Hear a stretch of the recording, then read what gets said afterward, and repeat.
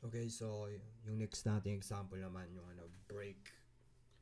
Okay, so break statement. So yung break, so break statement can also be used to jump out of the loop. So kung gusto nating mag-quit sa loop, gagamitin natin yung break. So gawa tayo ng for loop. So for int I equals 0 and mag-loop tayo ng 10 I plus plus. So if I is equal to 3, magbe-break tayo. Break.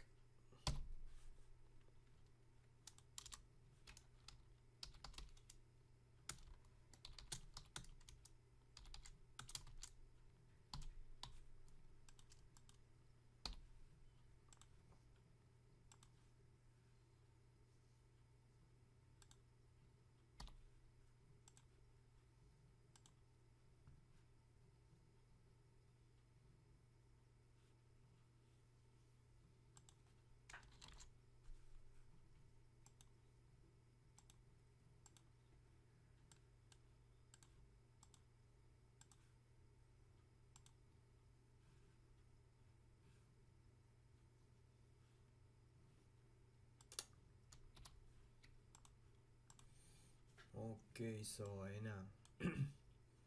Yung for loop natin. So gagamitin yung break kapag kapag 3. So lalabas tayo sa loop. So ayun yung sabihin ng break. So gusto nating 7